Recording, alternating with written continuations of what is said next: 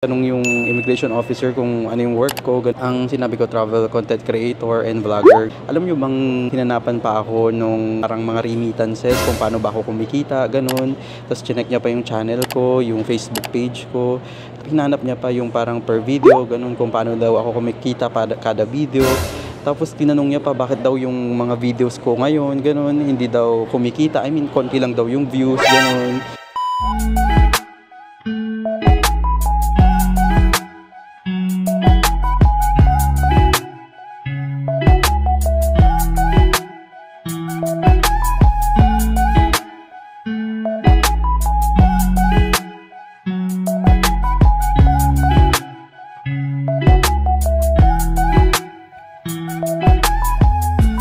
Hi ka-Wonder! Welcome back to my channel. This is Wonder J. So ngayon, nandito tayo ngayon sa NAIA Terminal 3 dahil pupunta tayo ng Vietnam. So for this video ay isasama ko kayo sa mga experience ko ng mga travel processes, mga travel requirements, ng immigration processes mula dito sa Pilipinas papuntang Vietnam. So yung pupuntahan pala natin sa Vietnam is Hanoi, Vietnam. So, pagdating ko dito sa NAIA Terminal 3, ang una kong ginawa ay pumunta ako sa travel tax na booth. So, sa travel tax na booth, ang hahanapin sa inyo is una, passport. Pangalawa is yung inyong ticket. So, pwedeng printed, pwede rin yung copy, soft copy lang, or yung nasa phone nyo. So, mag-ready kayo ng 1,620 kasi yun yung ibabayad nyo doon. So, dalawang copies yung ibibigay sa inyo doon. Una is yung sa inyo, and pangalawa is para sa check-in counter. So, after sa travel tax, dumiretso na ako sa check-in counter. So, Cebu Pacific pala yung nabook kong flight mula Manila to Vietnam. So, sa check-in counter, ang mga hanapin lang doon is yung passport and yung printed ticket. So, sabi ko nga sa inyo, dalawang copies yung sa travel tax. Una is yung sa inyo, and pangalawa is yung sa ibibigay nyo dun sa check-in counter. So, buti na lang nung dumating ako dun sa mismong gates ng check-in counter, konti lang yung pila. So, mabilis lang ako doon. And after nun, binigay yung boarding pass ko. So, after ko sa check-in counter at makuha yung boarding pass ko is, ang next step natin is sa may immigration process. Sa immigration, make sure na before kayo papasok ng immigration is dapat may e-travel na kayo. So, online lang naman yun eh. Punta lang kayo sa e-travel.com.ph and mag-sign up lang kayo ng mga flight details nyo, personal details nyo, and mag-generate siya ng QR code. So, make sure na meron na kayong QR code before kayo pumasok sa immigration kasi may mga instances na pumapasok na sila sa immigration tapos andun na sila sa booth tapos papabalikin sila kasi nga wala pa silang e-travel, so sayang yung pila nyo, diba? So make sure na gumawa na kayo ng inyong e-travel QR code. So for Philippine immigration travel requirements, kapag pupunta kayo ng Vietnam, ang kailangan nyo lang i-prepare is una, valid passport. So yung passport nyo is at least 6 months siyang hindi expired from the travel date ninyo. So pangalawa is yung flight ticket nyo or yung boarding pass nyo. And pangatlong requirement is yung e-travel, which is nakukuha nga online. So sa experience ko, yung tatlong lang yun yung hinanap sa akin sa immigration officer. And yung iba, nagre-ready sila ng kanilang mga hotel accommodation, ng kanilang ITR, ng kanilang proof of employment, mga ganun. Ako hindi ko naman na ni-ready yun kasi nga wala rin naman akong ITR. Ang ni-ready ko lang is yung mga club bookings ko, ganun, naka-ready lahat yun. Tapos yung itinerary, ganun, para maipakita ko just in case na parang magduda siya kung ano ba talaga yung gagawin ko sa Vietnam, diba? Eh talaga namang to-travel lang naman ako sa Vietnam, so wala naman akong worry or hindi naman ako sa sobrang kinakabahan na i-offload ako kasi talaga namang magta-travel ako. Yun lang naman yung goal ng immigration officer. I-check lang talaga nila na talagang magta-travel lang talaga kayo. So, yun yung tip ko sa inyo. Huwag kayong masyadong kabahan kapag alam nyo naman talaga na magta-travel lang naman kayo. Pero syempre hindi mawawala, nakabahan kayo kasi nga ang daming mga travel immigration horror stories na nakikita tayo sa TikTok or sa YouTube, ganun, na nagkikwento sila na natapat sila sa sobrang higpit na immigration officer. So for me is ginagawa lang naman talaga ng immigration officer yung work nila. Yun lang. And after nun, grabe, success na. Buti actually itong immigration process na ito, na experience ko, yung pinakamabilis kong experience. Siguro tumagal lang ako sa IO ng siguro mga 2 minutes, mga ganun. Mabilis na nga yun eh. Siguro mga 1 minute and 30 seconds, mga ganun lang. So ang tinanong sa akin is saan ang punta. So sinabi ko Vietnam, tsaka hanggang kailan ako doon at kailan ako babalik. So sinabi ko is kung kailan ako babalik. Tapos yun, pinaurong na niya ako. Tapos pinicturehan na niya ako. Tapos nung bago ako umalis, doon niya parang naalala, sir, ano po ba lang work niyo? So sinabi ko is travel vlogger or travel content creator. Tapos sinabi niya lang, ganun, sabi niya lang. So tapos yun, tinatakan na niya. Medyo nagtataka ako ngayon. Buti na lang medyo mabait yung immigration officer. Kasi nung last year na pumunta ako ng Vietnam, nagtanong yung immigration officer kung ano yung work ko, ganun. Ang sinabi ko, travel content creator and vlogger, ganun. Alam niyo bang hinanapan pa ako nung parang mga remittances kung paano ba ako kumikita, ganun. Tapos chinek niya pa yung channel ko, yung Facebook page ko. Tapos yun, pinakita ko, hinanap niya pa yung parang per video, ganun, kung paano daw ako kumikita kada video. Tapos tinanong niya pa bakit daw yung mga videos ko ngayon, ganun, hindi daw kumikita. I mean, konti lang daw yung views, ganun. So, hindi na daw ako kumikita hindi na daw ako kumikita. So, yun, medyo na-weirdohan talaga ako dun. So, pero may backup naman ako doon kasi may YouTube studio naman, makikita mo naman talaga lahat ng analytics mo, kaya ready naman ako sa ganun. Pero ang weirdo lang talaga, sobrang nitty-gritty na, sobrang tinatanong nila yung sobrang nitty-gritty, parang gusto na rin nilang maging travel content creator or maging content creator or ewan ko lang, siguro na-curious lang siya, pero pinalagpas lang din naman ako. So ngayon, buti na lang yung experience ko ngayon sa IO, nung sinabi kong travel content creator or travel vlogger ako is okay, gumana na lang siya. Tapos yun, tinataka na niya, tapos umalis na ako. And after noon is, nandito na tayo ngayon sa ating boarding gate. Waiting na lang tayo sa ating boarding time. And see you, Vietnam! So, marami tayong pupuntahan sa Vietnam. Ang unang pupuntahan natin is Hanoi. And pangalawa, pupunta tayo sa Sapa. Pangatlo, pupunta tayo sa Ninh Binh. And pang-apat, pupunta tayo sa Da Nang and Hoi An. So, grabe. Iikutan natin yung medyo northern part ng Vietnam naman ngayon. So, kapag nagpaplano kang pumunta ng Vietnam and naghahanap ka ng travel guide, make sure na tutukan mo yung ating travel vlog. So, ngayon, hinihintay ko na lang yung boarding time natin and magkita-kita na lang tayo pagdating namin sa may Hanoi, Vietnam. See you!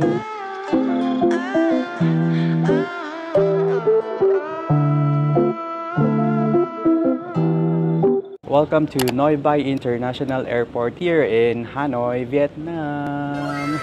So almost siguro more than 3 hours yung biyahe natin from the Philippines papunta dito sa Hanoi, Vietnam. And yun, nakatulog ako sa buong flight kanina, so medyo namumula pa yung mata ko. Time check ngayon, it's already 1 AM. So sakto naman yung dating namin dito sa Hanoi, Vietnam. And dyan sa Philippines, 2 AM na kasi behind ang Vietnam ng 1 hour. Nandito na tayo ngayon sa loob, so immigration na tayo, mamaya na lang. So kakatapos natin sa immigration, sobrang bilis lang sa immigration nila dito. Bali, ipipresent po lang yung passport mo and yung boarding pass mo. So ang first agenda natin is mag-withdraw tayo ng pera sa ATM machine nila. And second agenda natin is kukuha tayo ng SIM card para naman magkaroon tayo ng Wi-Fi. So, papakita ko yan sa inyo. Ang liit lang ng airport ng Hanoi. Actually, paglabas mo sa immigration, yung pagkuha na ng bagahe, tapos ito na yun. Yan, dito na tayo bibili ng SIM card natin and ng ating, dito rin tayo magbibidra ng pera. So, hanap tayo ng mga ATM machine dito. Yan, dito sa kanan, may mga ATM machine din. Tapos nakikita ko rin dun sa kaliwa is may ATM machine din dun eh. Ayan, dito may mga SIM card. Bilihan ng SIM card. Pero dun ako pupunta sa dulo dun. Dun. Kasi mas konti yung tao. Dun tayo mag-withdraw ng pera. Ayan, may mga deals dito.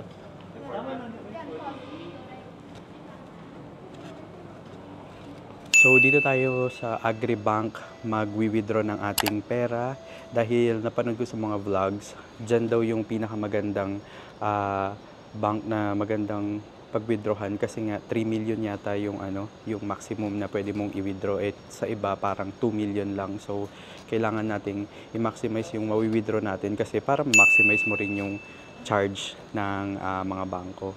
Tapos nagtataka ako, tignan nyo to dito sa gilid. Kasi sa mga vlog, ayan yan, dyan yung Agribank. Sa mga vlog, normally dito sila bumibili ng SIM card nila. Kaso siguro dahil 2 AM na dito, ay 1 AM pala, 2 AM is sa Philippine time.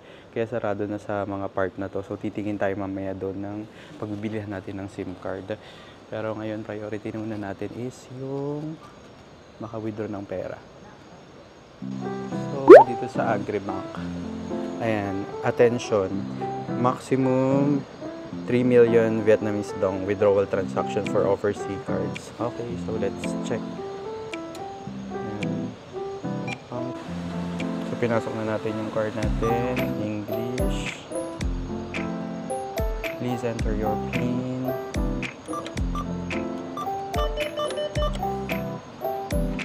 Cash withdrawal.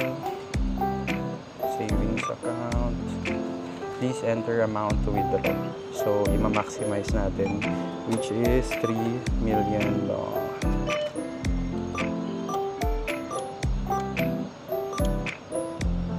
Yan yun, 3 million dong.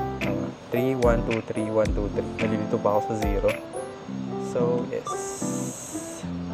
Would you like to get some receipt? Yes. Do you want to continue without a receipt? Unable to print. Okay, yes. The fee charge for this transaction is 22,000 Vietnamese dong. So, ko-convert natin mamaya yan kung magkano. So, sabi ko nga sa inyo, i-maximize nyo na yung pag-withdraw ng pera sa ATM. Kasi nga, pares lang din naman yung mawi-withdraw yung charge. Kahit na maliit lang yung ano nyo, yung i-withdraw nyo, ganun pa rin, 22,000 dong pa rin. So, let's check. Wow! So, milyonaryo na tayo dito. 500,000. Bye! So, naka-withdraw na tayo ng cash. Milyonaryo na tayo. Joke lang. Kasi dito sa Vietnam, ang lalaki ng mga denomination ng pera nila. Ayan, parang to 500,000. Magkano na ba to? So, ang withdraw ko is 3 million dong. So, 3 million dong is equivalent, so around 6,000 plus pesos. Nag-reflect na sa bank ko. Ang na-charge sa BPI ko is 7,160 pesos. Kapag kinonvert ko yung 3 million dong, it's around 6,800, mga ganun. So, lumalabas mga, sabi mo na lang 400 pesos yung charge na lahat-lahat. Kasama na yung sa mismong ATM. So, yun. Sabi ko nga sa inyo, i-maximize nyo na. So, ngayon, naghahanap tayo ng SIM card na reliable dito kasi maraming tayong pupuntahan na lugar dito sa Vietnam. Pupunta tayo ng Hanoi, Sapa, at saka sa Da Nang. So, dapat reliable yung ating SIM card. Ito yung package nila ate, yan, Viettel. Ito yung presyo niya. Magkano ba yung 400,000 dong? $16. Ang mahal, grabe. So, nakabili na ako ng SIM card. Ang nabili ko is yung unlimited access for 10 days. And that is for around 400,000 Vietnamese dong. So, around 900. Actually, medyo mahal yung SIM card nila dito. Tapos, chinek ko sa Klook. Same yung ganun na ganun din yung niya, yung parang package niya. Around 500 to 600 pesos na lang siya. So, kapag bibili kayo ng SIM card, ganun, mas mura sa Klook. So, tapos may 3% or 3 to 5% discount pa pag ginamit nyo yung code ko, which is WonderJ. So, kahit hindi nyo nga gamitin, mas mura pa rin talaga siya. So, next agenda natin is magbubook tayo ng Grab papunta ng hotel. So, check natin kung ilang minutes yung biyahe mula sa airport papunta sa Old Quarter. Actually, yung Old Quarter, yun yung center ng Hanoi. Most of the tourists is doon nag-i-stay kasi andun yung mga pakainan, ganun. Tapos, doon talaga yung mga puntahan talaga. And titignan natin kung magkano yung rate nila ng Grab dito papuntang from airport to Old Quarter. So, may nabook na akong Grab. Ang rate niya is 308,000 dong, Vietnamese dong. So, kapag kinonvert ko sa peso, it's around 670 pesos. So, pwede na rin kasi sa Klook naman, kapag chinek ko yung airport transfer from airport to Old Quarter, nagre-range siya around 800 pesos. So, mas makakatipid kayo kapag nag-Grab kayo. So, tara, sakay na tayo. So, ito yung nabook nating Grab. Hello?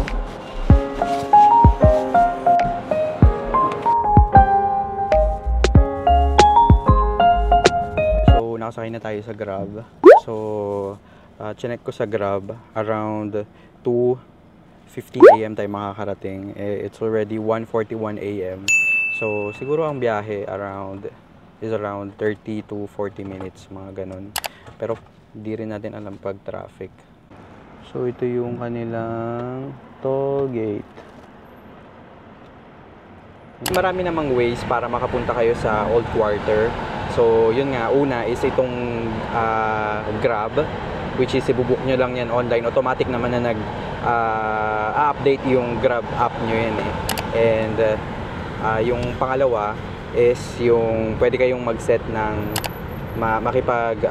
coordinate sa airport ay sa hotel nyo na may airport transfer. Pero chinek ko, around 800 plus yung bayad. And pangatlo, pwede kayong mag-Klook. Yan, 800 plus din yon. May susundo na sa inyo. And pang-apat, pwede rin kayong taxi. Yan, pwede rin kayong taxi.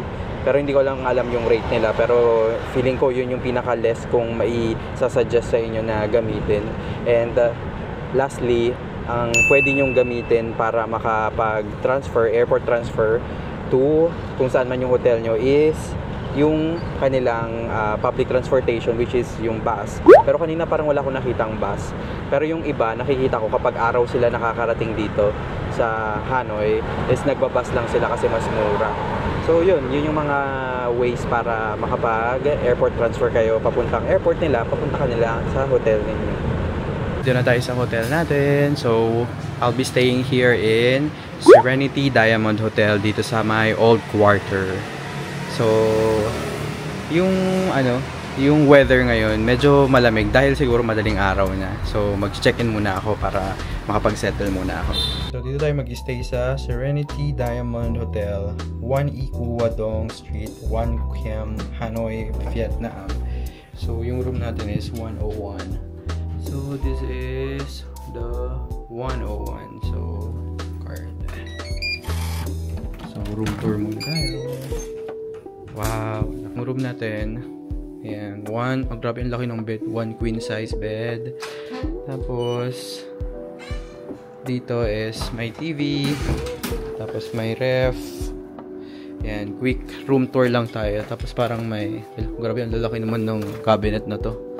Tapos may comforter pa. Nandito ang mirror. Tapos CR niya. Parang medyo maliit yung CR. Grabe, dito mo ng CR. Kasya pa ba ako dyan? Ayun, ulit. Dito. So yun, finally nakarating na tayo dito sa Hanoi, Vietnam. So sana nag-guide kita sa mga travel requirements, immigration processes, or lahat ng proseso na kailangan yung pagdaanan mula sa Manila hanggang makarating kayo dito sa Hanoi. So napakarami pa natin gagawin dito sa Hanoi. So make sure na tutukan nyo ang ating Vietnam vlogs kasi marami tayong pupuntahan dito sa Vietnam. See you na lang bukas sa ating ibang mga gagawin dito sa My Vietnam. So this is Wonder J saying bye-bye ka, Wonder! Good night!